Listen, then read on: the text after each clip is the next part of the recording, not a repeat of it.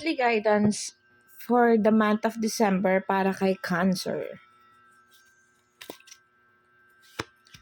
Cancer, the card said here na may mga bagay na makikita mong masaya or nakikita ko dito na may mga taong magugustuhan ka, may makikita ka na magiging mundo mo. Ibig sabihin, you will be attracted with someone na makikita mong kumpleto o perfect para sa'yo. Pero nakikita ko dito, itong taong ito, magdudulot sa'yo ng mga ongoing battles mo, ng stress, and then this card showing na conflict. No? So, you need to be careful sa mga desisyon na gagawin mo this month of December, Cancer. Kasi maaari yung mga bagay na nagugustuhan mo or yung taong nagugustuhan mo, siya yung makapagpahamak sa'yo, no?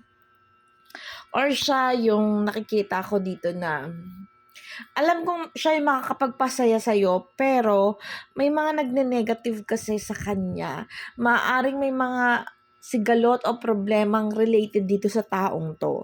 Sabi dito sa cards kasi, masaya ka, gusto mo siya, then nakakita ko dito na mundo mo siya eh. Parang the world kasi itong bumubungad, no? Sa kanya tumatakbo yung mundo mo this month of December. Kaya lang, ang problema kasi dito, Cancer, meron siyang ongoing battle. Meron kang ongoing battle to this person. Conflict, pag-aaway.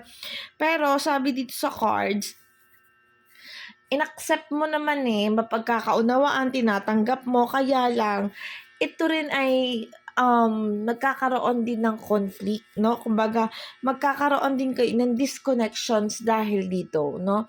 So, guidance ng universe sa'yo, gumawa ka muna ng mga bagay-bagay o kung gagawa ka ng mga desisyon regarding sa iyong love life this month of December, you need to be clear na wala kang taong matatapakan or maluwag. Kumbaga ganun, no? Walang sabit, walang problema.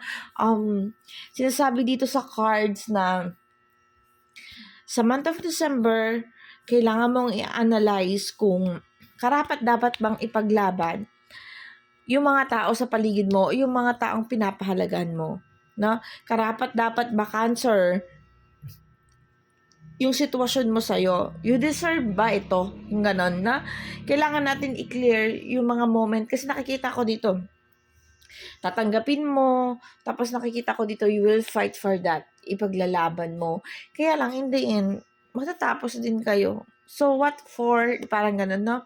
Hindi naman kita sa dinidiscourage, but the card said here, ilagay mo yung sarili mo dun sa, alam mong, hindi ka mapapahamak, yung walang conflict, or avoid mo yung relationship na hindi worth it ipaglaban. Ganun yung sinasabi sa month of December, no? Kailangan you need to be guide. I-guide mo yung sarili mo, no? Kailangan yung taong makakasama mo magdudulot sa'yo ng saya, hindi ng stress. Although nakikita ko dito na magiging masaya ka kasi mundo mo siya, gustong-gusto mo siya. Pero ayun nga, Cancer, kailangan walang sakit sa ulo, kailangan clear, kailangan maayos para walang conflict, no? Ang month of December mo pa naman is kailangan nakafocus ka, katatagan, tamang pagdidesisyon kasi the emperor ito eh. Basta you need to focus dun sa mga desisyon na magagawa mo this month of December, i-clear mo kung deserve mo yon at alam mong ikabubuti mo.